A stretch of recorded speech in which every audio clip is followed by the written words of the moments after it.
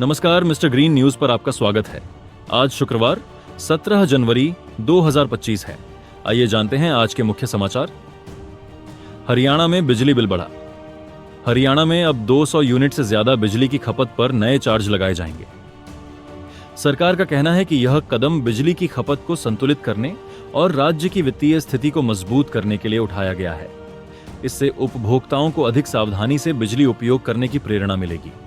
अब सुनते हैं एक और खबर। 8वें वेतन आयोग से बड़ा बदलाव। 8वें वेतन आयोग की घोषणा से देश के सरकारी कर्मचारियों में उत्साह है। यह 2026 से लागू होगा और इसमें कर्मचारियों की वेतन संरचना में बड़े सुधार की उम्मीद है। कांग्रेस ने इसके गठन को मंजूरी दे दी है। राजनीति से जुड़ी एक और बड़ी खबर। मोहनलाल बड़ौली की कुर्सी संकट में। हरियाणा के भाजपा नेता मोहनलाल बड़ौली की अध्यक्ष पद की कुर्सी खतरे में है। पार्टी में इस मामले को लेकर काफी हलचल है। क्या वे अपनी कुर्सी बचा पाएंगे? इस पर सबकी नजरें टिकी हुई हैं। अब बढ़ते हैं एक और बड़ी खबर की ओर। हरियाणा सरकार का अग्निवीरों को तोहफा। हरियाणा सरकार ने अग्निवीर योजना के तहत सेना में सेवा देने वाले युवाओं को बड़ी राहत दी है। उन्हें सरकारी नौकरियों में प्राथमिकता दी जाएगी और विशेष लाभ प्रदान किए जाएंगे। सैफ अली खान पर जानलेवा हमला। बॉलीवुड एक्टर सैफ अली खान के मुंबई स्थित घर में घुसकर एक अज्ञात व्यक्ति ने उन पर चाकू से हमला किया। हमलावर ने उनसे 1 करोड़ रुपए की मांग की थी। फिलहाल पुलिस ने आरोपी को गिरफ्तार कर लिया है। चलिए अब बढ़ते हैं विज्ञान की ओर। प्रधानमंत्री मोदी ने आईएसआरओ को दी बधाई। प्रधानमंत्री नरेंद्र मोदी ने इसरो के वैज्ञानिकों को अंतरिक्ष में 2 उपग्रहों की सफल डॉकिंग के लिए बधाई दी। यह मिशन भारत के अंतरिक्ष कार्यक्रम की एक बड़ी सफलता मानी जा रही है। आईएसआरओ का स्पैडेक्स मिशन सफल। इसरो ने अपने स्पैडेक्स मिशन की सफल डॉकिंग के साथ इतिहास रच दिया है। यह मिशन भारत के अंतरिक्ष क्षेत्र की क्षमताओं को और मजबूत करेगा। अब शिक्षा क्षेत्र से एक खबर सुनते हैं। एनआईटी यूजी पेन और पेपर मोड में नेशनल टेस्टिंग एजेंसी एनटीए ने घोषणा की है कि इस वर्ष एनआईटी यूजी परीक्षा पेन और पेपर मोड में ही आयोजित की जाएगी। इससे छात्र छात्राओं को तैयारी में आसानी होगी। अब बढ़ते हैं एक और खबर की ओर। 8वें वेतन आयोग को कांग्रेस की मंजूरी। कांग्रेस ने 8वें वेतन आयोग के गठन को मंजूरी दे दी है। यह कर्मचारियों के वेतन में वृद्धि का मार्ग प्रशस्त करेगा और 2026 से प्रभावी होगा। अब चलते एक बड़ी खबर पर। छत्तीसगढ़ में नक्सली मुठभेड़। छत्तीसगढ़ के कांकेर जिले के जंगलों में सुरक्षा बलों और नक्सलियों के बीच मुठभेड़ हुई।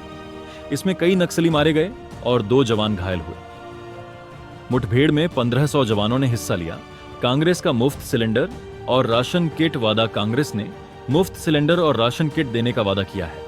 यह योजना गरीब परिवारों को राहत पहुंचाने के लिए प्रस्तावित है।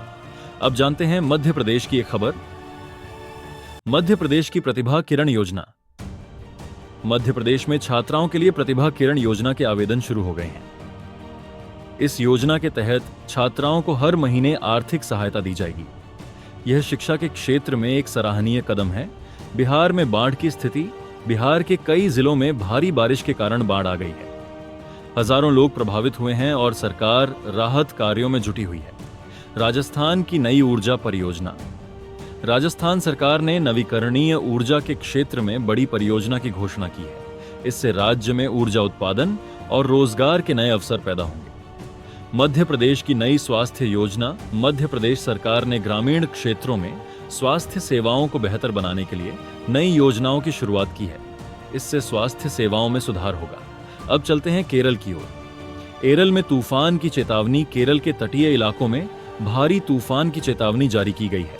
सरकार ने निवासियों को सुरक्षित स्थानों पर जाने की सलाह दी है। अब सुनते हैं दिल्ली की खबर। दिल्ली में वायु प्रदूषण पर सख्ती। दिल्ली सरकार ने वायु प्रदूषण पर नियंत्रण के लिए सख्त कदम उठाए हैं। इसमें वाहनों की जांच और निर्माण स्थलों पर निगरानी शामिल है। भारत में नई हाई स्पीड ट्रेन परियोजनाएं। भारत सरकार ने हाई स्पीड ट्रेन परियोजनाओं के लिए नई योजनाओं और निवेश की घोषणा की है। इससे देश के परिवहन क्षेत्र में क्रांति आने की उम्मीद है।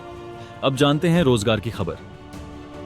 उत्तर प्रदेश में रोजगार के अवसर। उत्तर प्रदेश सरकार ने रोजगार सृजन के लिए कई नई योजनाओं और प्रोजेक्ट्स की घोषणा की है।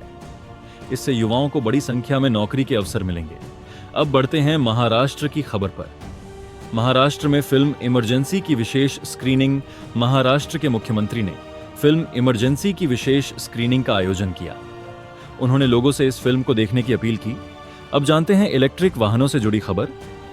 अब बढ़ते हैं आज की अंतिम खबर की ओर। भारत में इलेक्ट्रिक वाहनों की बिक्री में भारी इजाफा हुआ है। यह कदम पर्यावरण के अनुकूल और भविष्य की परिवहन प्रणाली के लिए सकारात्मक है। ये थीं आज की 22 बड़ी खबरें। मिस्टर ग्रीन न्यूज को सब्सक्राइब करें, लाइक और कमेंट जरूर करें। आपका दिन शुभ रहे। धन्यवाद।